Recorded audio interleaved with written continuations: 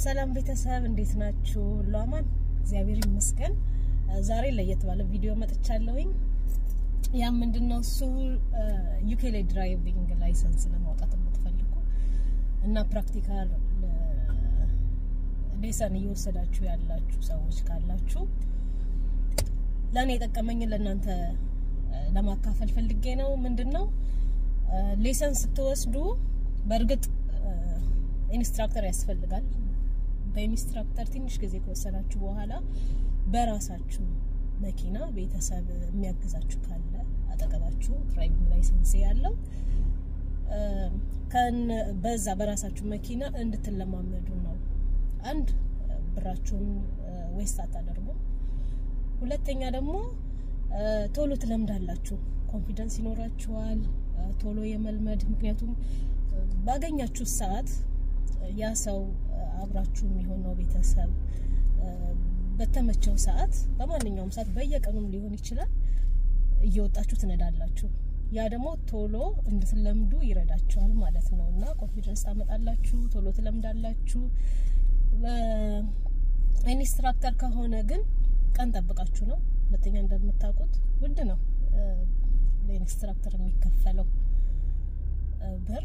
ለመጀመሪያችሁ ከሆነ ለመጀመሪያ በኢንስትራክተር ተማሩና ከዛን በራሳችሁ ደግሞ መኪናችሁን ገዝታችሁ ወይንም እንደዚሁ ከቤተሰብ መኪና ካለ እላችሁ ለጥፋችሁ እንደዛ እንድትለማመዱ በማሰብ ነው። ደሞ ስትለማመዱ አጠገባችሁ የሚሆነው ሰው የግድ ላይሰንስ ያለው ሰው መሆን አለበት። ሲቀጥል በአሁን ሰዓት ደግሞ ቡክ አርጋችሁ ቴስት ለመውሰድ ቡክ አርጋችሁ ከ5 እስከ 6 ወር ይቆያል። በጣም ረጅም ጊዜ ነው የሚወስደው። እንደበፊቱ ቶሎ አይደለም። ያንን ጊዜ ደግሞ መንዳት አለብን። ፈተናችንን እስከምንፈተን ድረስ መንዳት አለብን። እንደዛ ከሆነ ደግሞ በራሳችን ሲሆን በጣም ይቀላል። ረጅም ጊዜ ነው። በየቀኑ በራሳችን ሲሆን በየቀኑ እየወጣን እንነዳለን። ሞር ኮንፊደንሳችን ይጨምራል እና ለሐሪፍ ነው ብዬ አስባለሁ። በኢንስትራክተር ከሆነ 6 ወር 5 ወር እንግዲህ እየተከፈለ ይከብዳል አይደል?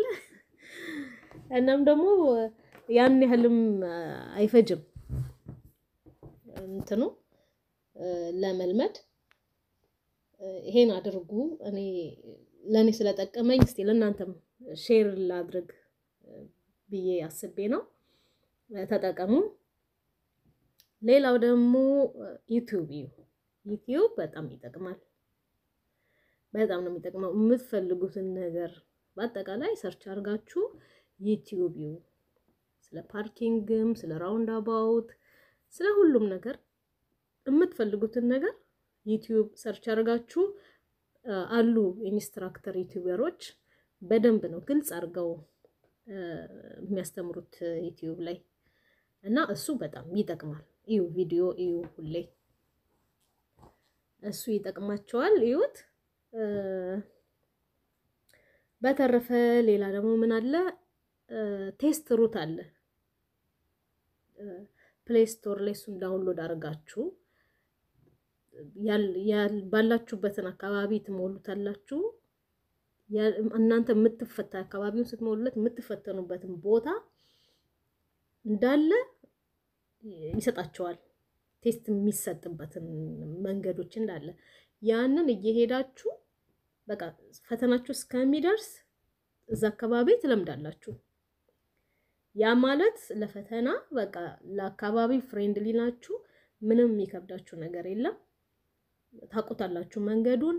እንደዛ ያደረጋችሁ ትለማመዳላችሁ ማለት ነው። ይሄ ነገር ያው ለኔም በጣም ስለጠቀመኝ ነው ወደ እናንተ ጋር ምጂ የመጣሁት። ለምሼር አላረጋቸውም። ምክንያቱም ብዙ አለ አሁን እንደዚህ የተማረ ያለ ብዙ ሰው ስላለ ይሄንን ቢያደርጉ ይጠቀማሉ በሚል ነው። እንደዛ አድርጋችሁ ተጠቀሙ። ሌላው ደግሞ እስቲ እናንተም ይሄ ሐሪፍ ነው ምናምን ነገር ብላችሁ የምትሉት ሌላ ነገር ካለ የተሻለ ሐሳብ ካለ ብታቀርቡልኝ ደስ ይለኛል እቀበላለሁ ሼር ብታደርጉኝ